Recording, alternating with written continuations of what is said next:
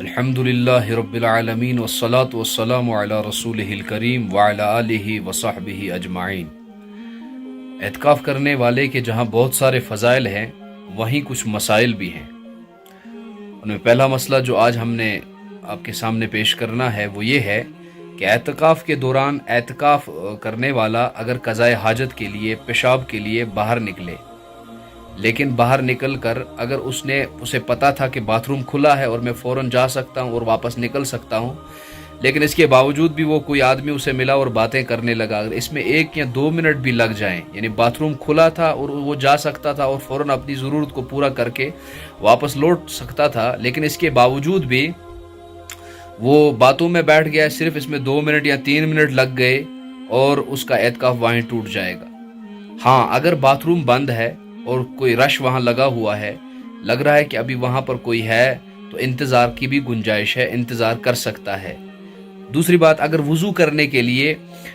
اندر اگر انتظام ہو، مسجد کے اندر وضو کا بھرپور انتظام ہو، تو پھر معتکف کے لیے اعتکاف کرنے کے لیے مسجد سے باہر جانا جائز نہیں ہے۔ لیکن اگر مسجد کے اندر انتظام وضو کا نہیں ہے، مسجد کے باہر انتظام ہے وضو کرنے کا، تو اعتکاف کرنے والا جب مسجد سے نکلے گا تو اگر آگے پتہ چلا کہ باتھ روم بند ہے، وضو خانہ بند ہے اور وہاں پر رش لگا ہوا ہے یا وضو کرنے کی وہاں پر گنجائش نہیں ہے، تو وہاں پر انتظار بھی کسی حد تک کر سکتا ہے، لیکن فضول انتظار نہیں کر سکتا۔ اگر باتھ روم کھلا تھا پھر انتظار کرنے بیٹھ گیا تو پھر گنجائش نہیں ہے۔ یا اگر اسی طرح معتکف باہر نکلا قضائے حاجت کے لیے، تو راستے میں کوئی اپنا رشتہ دار یا پڑوسی یا کوئی ہمسایہ ملا یا کوئی دوست ملا،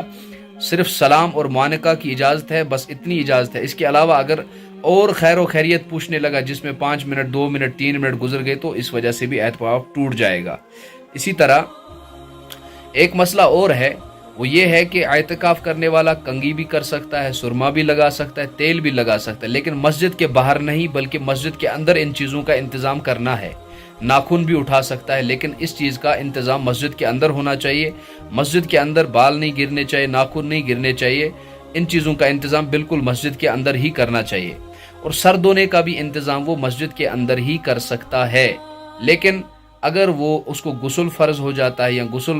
خواب میں یا کسی اور ذریعے سے احتلام ہو جاتا ہے،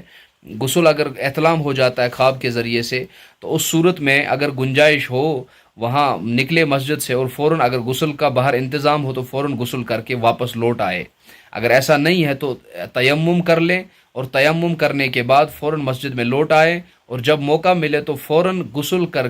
کرنے کے لیے باہر جانے کی اجازت ہے۔ السلام علیکم ورحمۃ اللہ۔